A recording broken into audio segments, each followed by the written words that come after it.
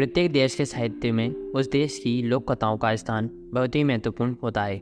भारत का साहित्य जितना पुराना है उतनी ही पुरानी उसकी लोक कथाएँ हैं। इन कथाओं में भी श्री विष्णु शर्मा द्वारा प्रगति लोक कथाओं का स्थान सबसे ऊंचा है। इन कथाओं का 5 भागों में संकलन किया गया है। इन 5 भागों के संग्रह को ही पंचतंत्र कहते हैं। पंचतंत्र की कथाएं निरुद्देश्य कथाएं नहीं है, उनमें भारतीय नीति शास्त्र का निचोड़ है। प्रत्येक कथा नीति के किसी भाग का श्रव्य प्रतिपादन करती है। प्रत्येक कथा का निश्चित उद्देश्य है। ये कथाएं संसार भर में प्रसिद्ध हो चुकी हैं। विश्व की 20 भाषाओं में इनकी अनुवाद हो चुके हैं। सबसे पहले इनका अनुवाद 6वीं शताब्दी में हुआ था।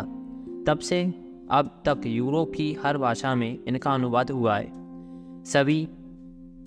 अभी संसार की सबसे अधिक लोकप्रिय प्रकाशन संस्था पॉकेट बुक INC ने भी पंचतंत्र के अंग्रेजी अनुवाद का सस्ता संस्करण प्रकाशित किया है। इस अनुवाद की लाखों प्रतियां बिक चुकी हैं। पंचतंत्र में भारत के सब नीति शास्त्रों, मनु, शुक्र और चाणक्य के नीति वाक्यों का सार कथा रूप में दिया गया है। मंद से मंद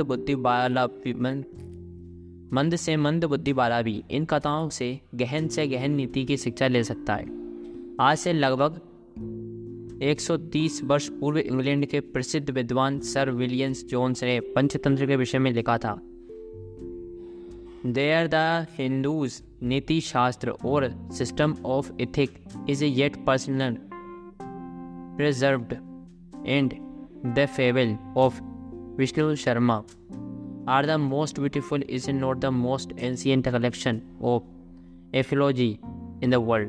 अर्थात हिंदुओं का नीति शास्त्र अभी तक सुरक्षित है और विष्णु शर्मा की कहानियाँ संसार की सबसे पुरानी नहीं तो सर्वश्रेष्ठ कहानियाँ अवश्य हैं। प्रोफेसर मुरले ने पंचतंत्र व हितोपदेश की भूमिका लिखते हुए लिखा था।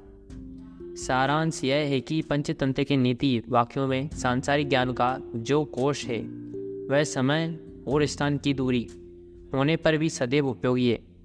पंचतंत्र की प्रत्येक कहानी आज भी मानव चरित्र का सच्चा चित्रण करती है और उसमें लिखे गए 2 से 3 हजार वर्ष के पूर्व नीति वाक्य आज भी मानव मात्र का पथ प्रदर्शन कर सकते हैं। आज भी उनका प्रवचन घरों व गिरजाघरों में हो सकता है। अब अन्य विदेशों विद्वानों ने भी पंचतंत्र की कथाओं और उसके नीति वाक्यों की मुक्त कंठ से प्रशंसा की है। फिर भी हमारे देश के लाखों शिक्षित व्यक्ति ऐसे हैं जिन्होंने पंचतंत्र का नाम नहीं सुना है। अपने साहित्य के प्रति यह उदासीनता अब अद्वितीय है। स्वाधीनता प्राप्ति के बाद अपने साहित्य को उचित आदर देना हमारा कर्तव्य हो गया है। पंचतंत्र को भारतीय साहित्य मंदिर की प्रथम सीढ़ी कहा जा सकता है।